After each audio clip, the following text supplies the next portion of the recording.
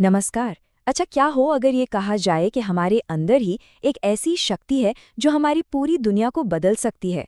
Joseph Murphy का मानना था कि ये बिल्कुल सच है और ये सारी शक्ति हमारे सबकॉन्शियस माइंड यानी अवचेतन मन में ही छिपी हुई है। तो चलिए अगले 5 मिनट में जानते हैं कि इस अविश्वसनीय शक्ति का ताला कैसे खोला जाए। कभी सोचा है कि ऐसा क्यों होता है कि कोई इंसान बेहद कामयाब हो जाता है और कोई बिल्कुल नाकामयाब, या कोई हमेशा खुश और अमीर रहता है और दूसरा हमेशा गरीब और दुखी? ये ऐसे सवाल हैं जो जिंदगी में कभी ना कभी हम सबको परेशान जरूर करते हैं। तो फिर इन इतने बड़े सवालों का जवाब है कहाँ? कहीं बाहर नहीं, बल्कि हमारे अपने ही अंदर। और वो है हमारे अवचेतन मन की चमत्कारिक जादुई शक्ति। पता है इसे क्या कहते हैं? सदियों का सबसे बड़ा राज, हमारे अंदर छिपे हुए खजाने को खोलने की चाबी। ये कोई बाहरी ताकत नहीं है, बल्कि एक ऐसी शक्ति है जो हम सबके पास पहले से ही मौजूद है।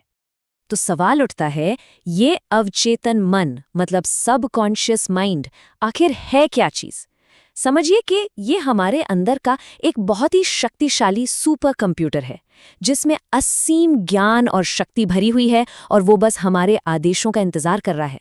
ये हमारे दिमाग का वो हिस्सा है जो कभी नहीं सोता, जो हमेशा हर वक्त काम करता रहता है। अब इसे समझने का एक बहुत ही आसान तरीका है।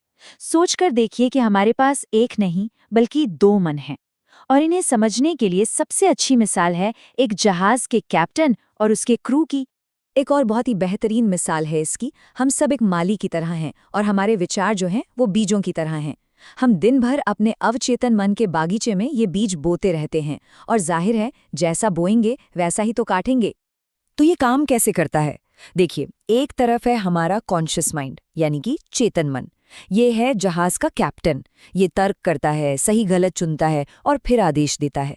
ये हमारे विचारों का पहरेदार है। और दूसरी तरफ है हमारा अवचेतन मन, जो जहाज के क्रू की तरह है। ये कोई सवाल नहीं करता, ये तो बस चुपचाप कैप्टन के सारे आदेशों को मानता है और जहाज के सारे काम संभालता है।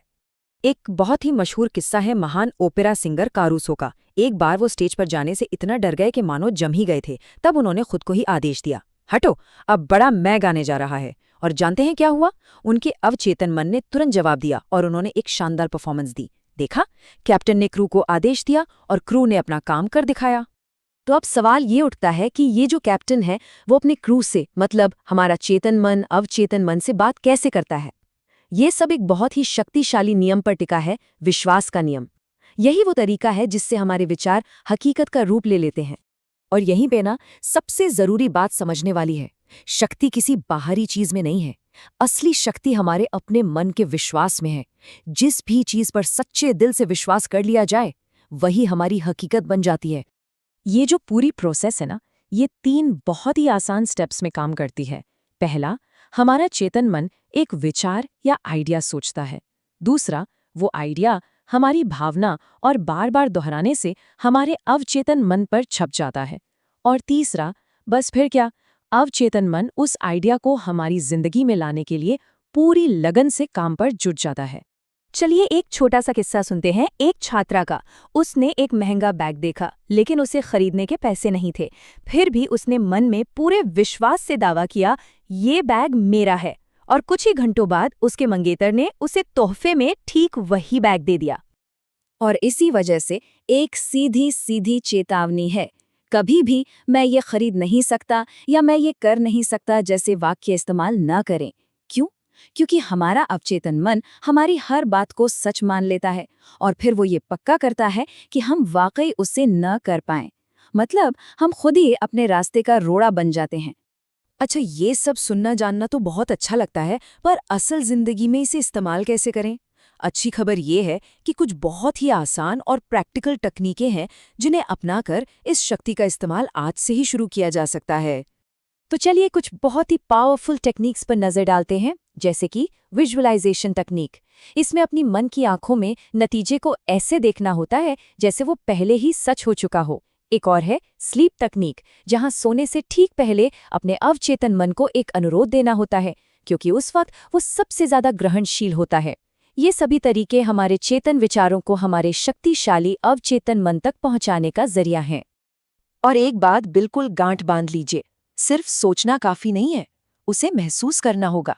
अपनी समस्या के एक सुखद अंत की कल्पना कीजिए और उस कामयाबी के रोमांच को सच में महसूस कीजिए, क्योंकि भावना यानी फीलिंग ही वो भाषा है जिसे हमारा अवचेतन मन समझता है। वो तर्क नहीं, सिर्फ एहसास को समझता है।